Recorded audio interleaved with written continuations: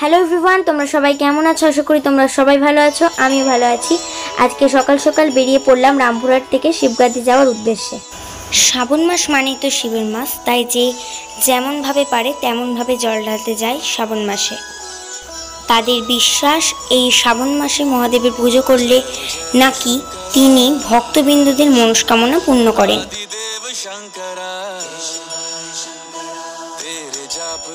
এখন আমাদের ট্রেনও ছেড়ে দিয়েছে।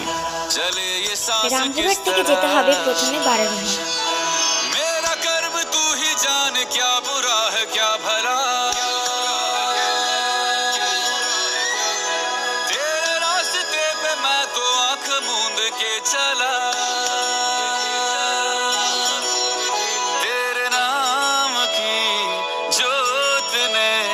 सारा हर लिया तमस मेरा।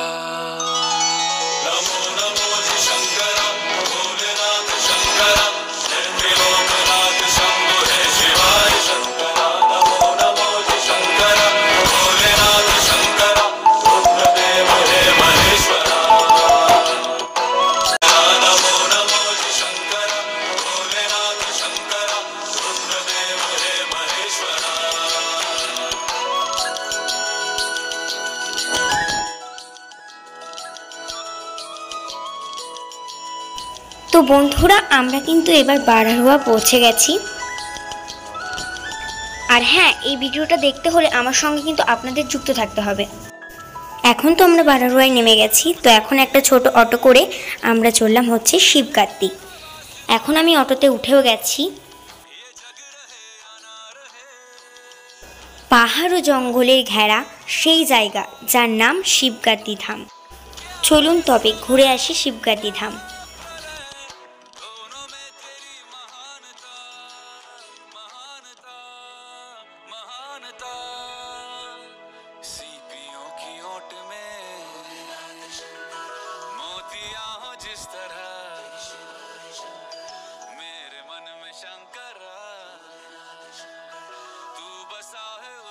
আমার তো এই জায়গাটা বেশ ভালো লাগছে। আপনাদের কেমন লাগছে অবশ্যই জানাবেন।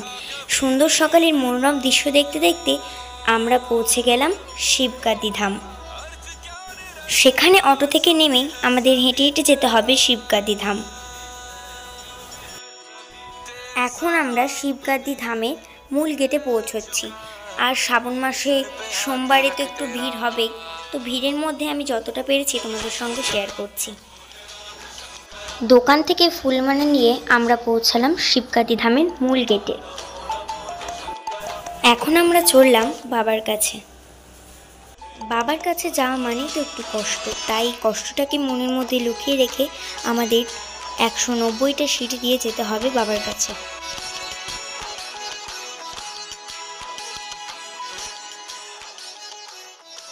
পাহাড়ের বুকে সুন্দর ঝর্ণা দেখতে দেখতে আমরা পৌঁছে যাচ্ছি বাবা মহাদেবের কাছে।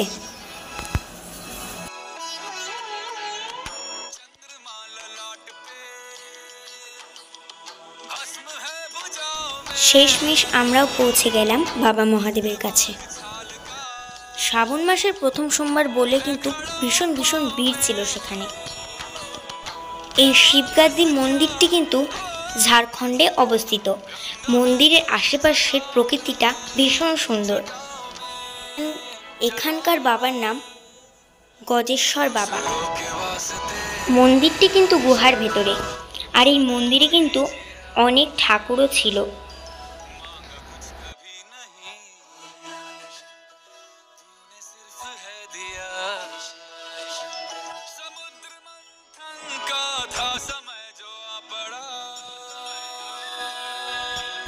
এবার আমরা মন্দিরে প্রবেশ করলাম।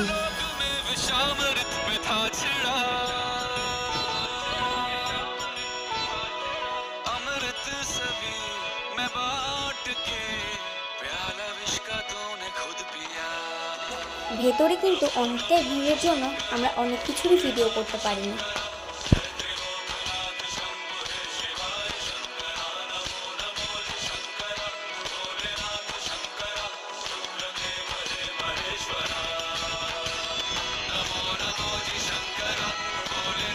মন্দিরের মুখে কিন্তু গণেশ ঠাকুরের মূর্তি। আমাদের পুজো কিন্তু দেওয়া হয়ে গেছে, আর এবার আমরা যাচ্ছি হচ্ছে বিন্ধ্যবাসিনী পাহাড়।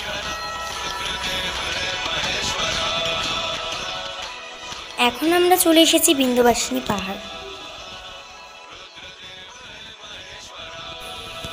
সেখানেও কিন্তু অনেক সিঁড়ি দিয়ে আমাদের ওপরে উঠতে হয়েছে। পাহাড়ের ওপরে কিন্তু অনেক ঠাকুরের মূর্তি ছিল।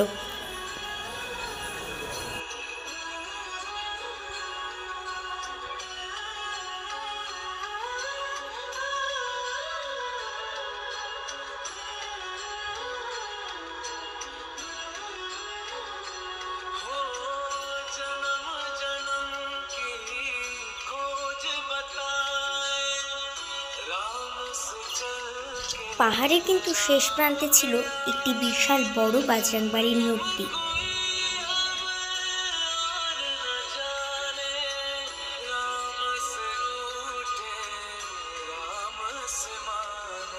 আমার ভিডিওটা যদি আপনাদের ভালো লেগে থাকে তাহলে অবশ্যই লাইক, কমেন্ট, শেয়ার অবশ্যই করবেন। আর ভিডিওটি দেখার জন্য আপনাদের অসংখ্য ধন্যবাদ জানাই। হর হর মহাদেব।